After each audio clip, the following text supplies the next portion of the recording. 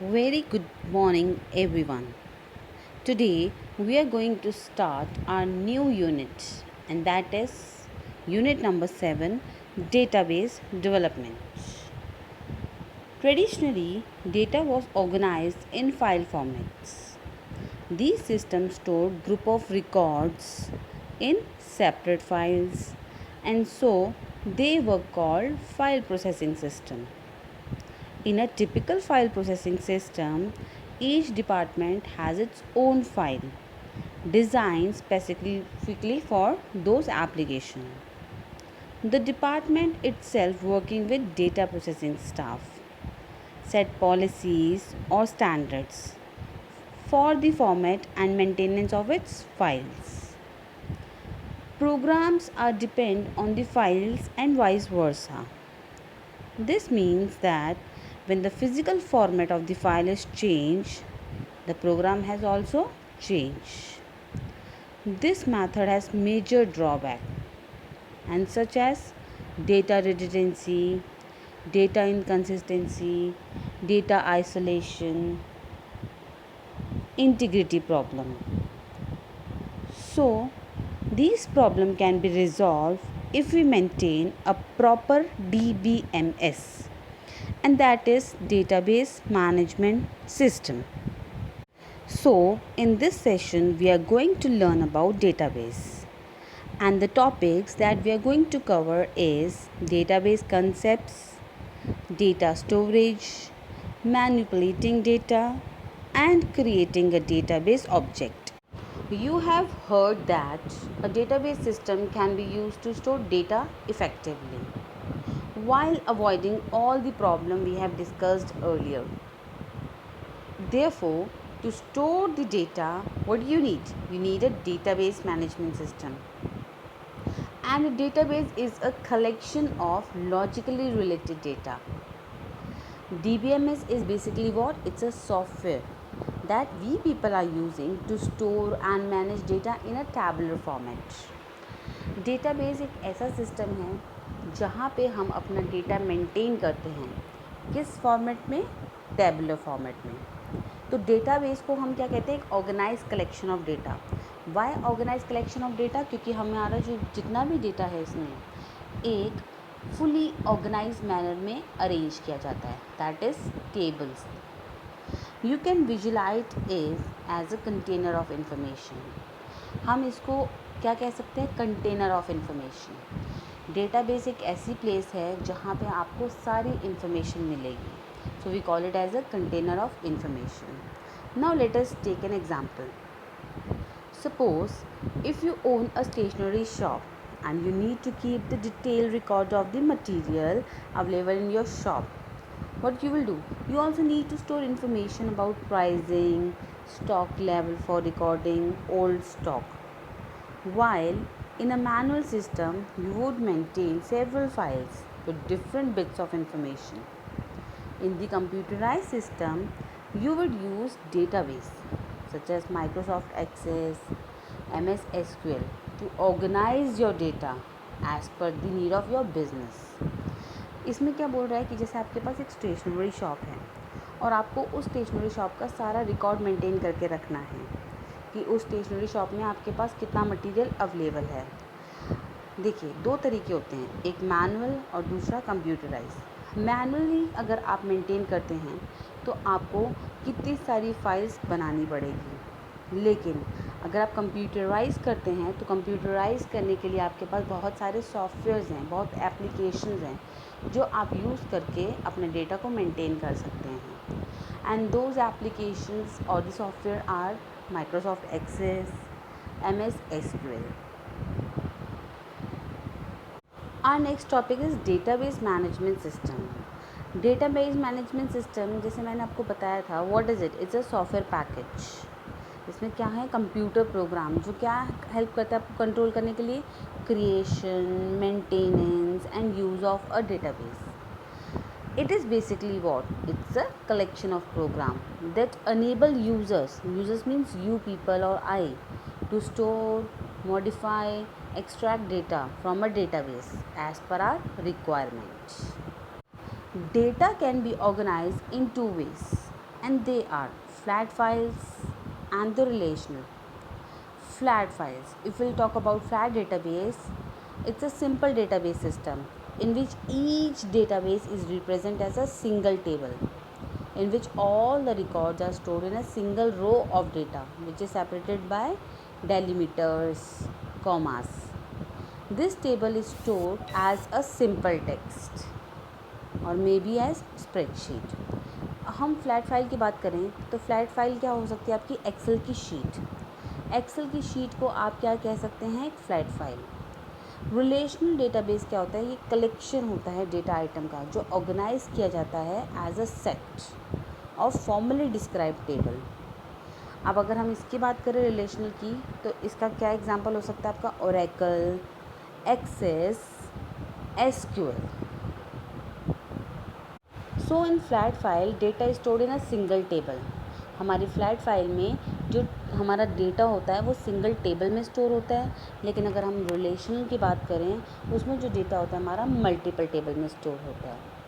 और जो multiple tables हैं वो एक दूसरे से लिंक किए जाते हैं by using common field. Okay. Now in flat file usually suitable किस लिए होती है? For the less amount of data. अगर हम रिलेशनल की बात करें वहाँ पे medium to large amount of data store करके रख सकते हैं.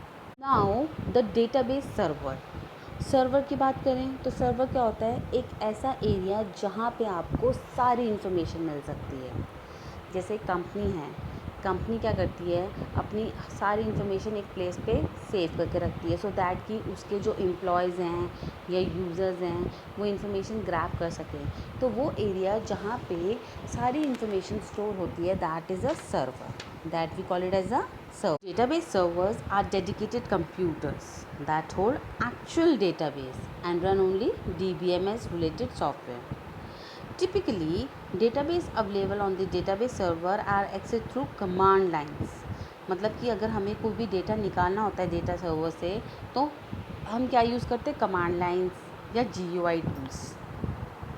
डेटाबेस सर्वर को हम क्या और रेफ़र कर सकते हैं? It's a back and. And such type of data access is referred to as client server model. Client server model मतलब कि जो क्लाइंट है जिसको इन्फॉर्मेशन चाहिए वो अपने नीड के अकॉर्डिंगली वो इन्फॉर्मेशन टाइप करेगा और वो इन्फॉर्मेशन कहाँ से ग्रैब करेगा? सर्वर से. Server is what? A container of information. Now if will talk about RDBMS. Here R stand for relational. Database management system में हम टेबल्स बनाते हैं, उन टेबल्स को एक दूसरे से लिंक करते हैं and that link is known as relation. हम क्यों लिंक करते हैं? सो दैट कि हमें इन्फॉर्मेशन ग्रैब करनी हो अगर मल्टीपल टेबल से तो वो हमें हेल्प करता है. इसीलिए हम टेबल के बीच में क्या क्रिएट करते हैं? Relation. So the purpose of the relation model is to provide declarative method for specific datas and queries. User directly state what information the database contains and what information they want from it, and let the database management system software take care of describing data structure for storing the data and retrieval procedures for answering queries. अब इसमें क्या समझाना चाह रहे हैं? हम RDBMS क्यों follow करते हैं? जैसे मैंने मल्टीपल टेबल्स बनाए, 4 टेबल्स बनाए.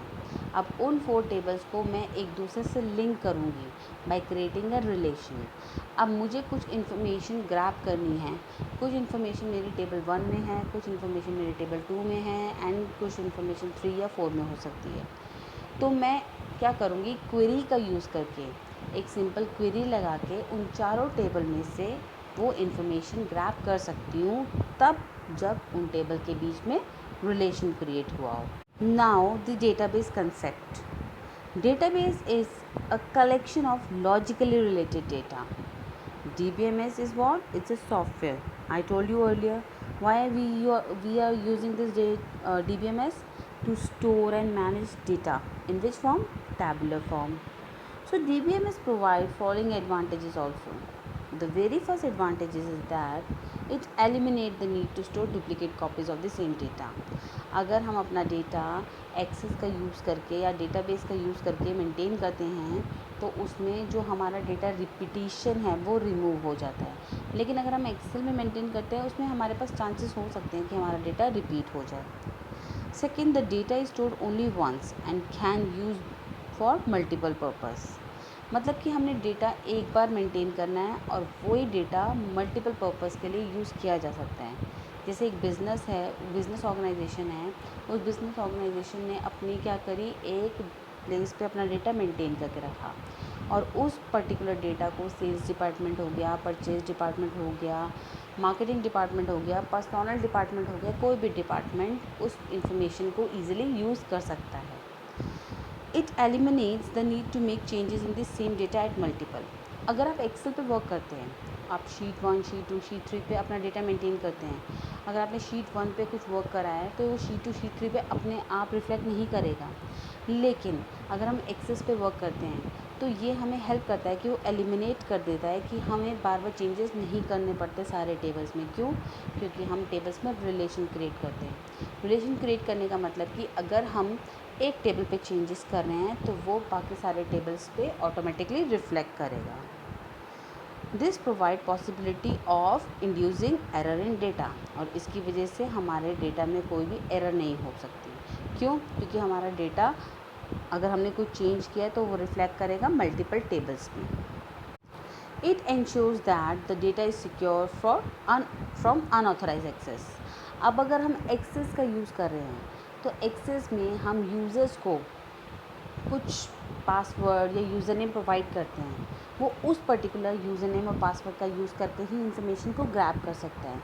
तो एक्सेस हमें हेल्प करता है कि कोई अनऑथराइज यूज़र हमारे इंफॉर्मेशन को एक्सेस ना कर सके। It allows sharing of data among several different applications and users. I told you earlier कि एक स्पेस पे डेटा स्टोर है और वो डेटा कौन शेयर कर रहा है? Multiple users. टेबल क्या करता है? टेबल हेल्प करता है to store data in organise manner. Table क्या होता है? टेबल बेसिकली एक ऐसा फॉर्मेट है जो हमें हेल्प करता है कि हमारा डेटा जो है वो हम एक ऑर्गेनाइज मैनर में स्टोर करके रख सकें। जो रो होती है टेबल में उसको हम क्या कहते हैं? रिकॉर्ड्स। जो रो होती है टेबल में, जैसे हमने टेबल बनाई है उस पर्टिकुलर टेबल में जो रो होती है, अब रो हॉरिजॉन्टल होती है, वर्टिकल होती है? रो जो होती है वो आपकी हॉरिजॉन्टल होती है और उस पर्टिकुलर रो को हम एक्सेस में क्या कहलाएंगे? Record. Record is what? It's a set of data values that is related to a person और the entity. For example, each row in a table, एक रो जो होती है टेबल में उसमें प्रॉपर रिकॉर्ड होता है जो भी हमने एक पर्टिकुलर स्टूडेंट का या एम्प्लॉय का जो मेंटेन करके रखा हुआ है। Now a column. Column in a table it contain a particular field. जैसे फील्ड मतलब सीरियल नंबर हो गया, नेम, एड्रेस। फील्ड क्या रिप्रेजेंट करता है? एक कैटेगरी ऑफ इन्फॉर्मेशन। जैसे कि हमने एक कैटेगरी डाल दी नेम, तो उसमें सबके नेम आएंगे। जैसे हमने डाला फादर नेम तो उसमें सबके फादर नेम आएंगे। जैसे हमने डाला मेल आईडी तो उसमें सबकी मेल आईडी आएगी। तो that is known as field. अब हम प्रॉपरली समझेंगे कि टेबल होता क्या है। Table is basically a set of data element that is organized using a model of vertical columns and horizontal rows. इसमें क्या होता है? मैंने बोला था आपको, कॉलम्स जो होते हैं वो वर्टिकल होते हैं और रोज़ जो होती हैं वो हॉरिजॉन्टल होती हैं। जब रोज़ और कॉलम इंटरसेक्ट करते हैं तो वो क्या फ्रेम करते हैं? एक table.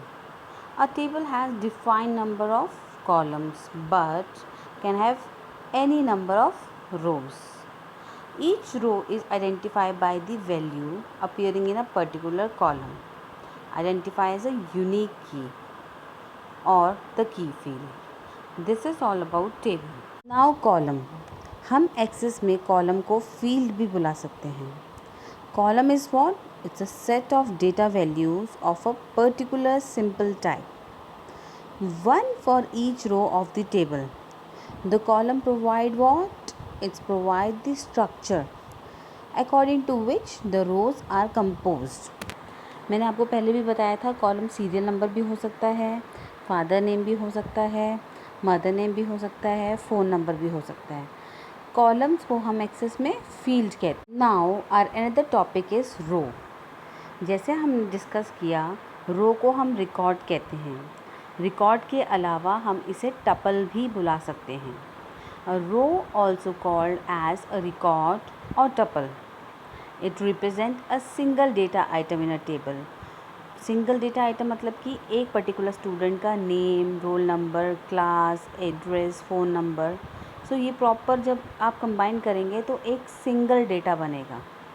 So in simple term, a database table can be visualized as consist of rows and columns or field. Each row in table represent a set of related data. हर रो में जितना भी डेटा होता है वो एक दूसरे से रिलेट करता है क्योंकि वो एक ही एंटिटी या एक ही पर्सन का होता है. And every row in a table has same structure. एक टेबल में जितने भी रोज होते हैं उनका स्ट्रक्चर बिल्कुल सेम. अब हमने डिस्कस किया कि टेबल क्या होता है, रोज़ क्या होते हैं, कॉलम्स क्या होते हैं. अब हम टेबल में करते क्या हैं, बेसिकली हम डेटा को स्टोर करते हैं. डेटा को स्टोर करने के लिए हमें चाहिए होते हैं data types. Data type basically हमें बताता है कि कौन से पर्टिकुलर टाइप की वैल्यू हम स्टोर कर रहे हैं टेबल में. ठीक है. So data types are used to identify which type of data we are going to store in a database. Field themselves can be of different data types. Data types is broadly classified into 5 categories, and they are numeric data type, alphanumeric data type, binary type, date time, and other variable type. Now let us discuss all the data type one by one. First is numeric. Numeric मतलब कि वो क्या करता है, number value को store करके रखता है. Some numeric data for arithmetic calculation. ये क्या करता है, ये नंबर डेटा को स्टोर करके रखता है फॉर दी कैलकुलेशन पर्पस. अब नंबर कुछ भी हो सकते हैं, पॉजिटिव नंबर या negative number. Different types of numeric data जो अवेलेबल हो रखे हैं नंबरिक डेटा टाइप में, they are Boolean, tiny int, small int, decimal and float. तो ये कुछ डेटा टाइप्स हैं जो हम नंबर टाइप के अंडर इंक्लूड करते हैं. Now the binary type. Binary data type basically किस लिए यूज़ किया जाता है, स्टोर करने के लिए डेटा बाइनरी फॉर्मेट्स में. बाइनरी फॉर्मेट क्या होता है, 0 and 1. Binary data type in database क्या स्टोर करता है, फ़ोटोज़ होगी, आपकी म्यूज़िक फाइल होगी. In general files of any format can store using binary data type. Now another is date and time. Date and time data type basically use to store date and time value. For example, अगर आपको अपना date of birth या date of joining या date of admission type करना हो access में, तो आप अपनी फील्ड का क्या डेटा टाइप लेंगे, date and time. Next is alpha numeric. Alpha numeric को भी फर्दर क्लासिफाइड किया गया है एक लॉन्ग वैर कैर में और एक कैर टेक्स्ट में. लॉन्ग वैर कैर जो होता है वो मैक्सिमम लेंथ और नंबर को स्टोर करता है. बेसिकली ये क्या करता है, ये एक्सेप्ट करता है UTF-8 कैरेक्टर्स. और कैर टेक्स्ट स्टोर क्या करता है, एग्जैक्ट लेंथ. वो पहले जो यूज़र डिफाइन कर देता है उतनी ही लेंथ का डेटा वो क्या करता है, एक्सेप्ट करता है. And it also accept what, UTF characters. Last data type is another data types. Other ये क्या करता है, बेसिकली जावा ऑब्जेक्ट्स को स्टोर करने के लिए हेल्प करता है. अदर डेटा टाइप्स मतलब कि अगर हमें कोई number, date and time, OLE objects, इनके अलावा कुछ और स्टोर करके रखना है अपने एक्सेस में, तो हम अदर डेटा टाइप्स में use. Now are another topic is manipulating data. Manipulating मतलब चेंजेस करना. In a database, you can define the structure of the data and manipulate the data using some commands. हम कुछ commands लगा के अपने data को change कर सकते हैं. जैसे कि हमने टेबल क्रिएट करा, उसमें इंफॉर्मेशन फीड इन करी. अब फीड इन करने के बाद अगर हमें उसे चेंजेस करने हैं तो हम क्या कर रहे हैं, हम कुछ कमांड्स का यूज़ करके उस इंफॉर्मेशन को चेंज कर रहे हैं. And that is manipulating of data. And जो भी हम मैनिपुलेशन करेंगे हमें उसमें कमांड्स लगानी है और वो कमांड्स क्या कहला जाएंगी, DDL, DML. DDL stands for Data Definition Language and DML stands for Data Manipulation Language. Now we are going to discuss what do you mean by DDL and what do you mean by DML command. First is DDL, Data Definition Language, और हम इसे और क्या कह सकते हैं, Data Description Language. ये एक स्टैंडर्ड कमांड है जो हम अप्लाई करते हैं अपने डेटाबेस में जैसे कि अगर हमें कुछ क्रिएट करना है, मॉडिफाई करना है या डेटाबेस में से कुछ रिमूव करना है, टेबल्स रिमूव करने हैं या इंडेक्सेस रिमूव करने हैं, तो हम क्या यूज़ करते हैं, DDL स्टेटमेंट्स। तो DDL स्टेटमेंट्स में हमारे पास 3 मेन कमांड्स आती हैं। They are create, alter, drop. Create मतलब कि अगर हमें एक नया टेबल जनरेट करना है। ऑल्टर मतलब कि अगर हमने ऑलरेडी क्रिएट कर रखा है टेबल और उस टेबल में कुछ चेंजेस करना चाह रहे हैं। लास्ट आपके पास ड्रॉप। ड्रॉप मतलब कि अगर हमें कोई पर्टिकुलर टेबल को डिलीट करना है तो हम ड्रॉप कमांड का यूज़ करेंगे। Now our another manipulation language is data manipulating.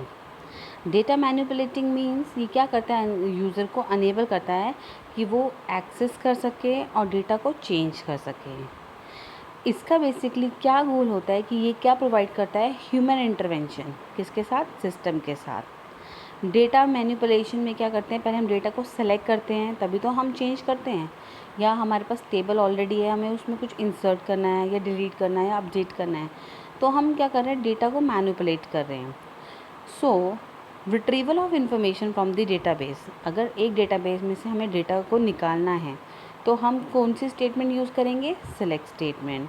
अगर हमें कोई इन्फॉर्मेशन को ऐड करना है डेटाबेस में तो हम कौन सी इन्फॉर्मेशन यूज़ करेंगे, इंसर्ट स्टेटमेंट।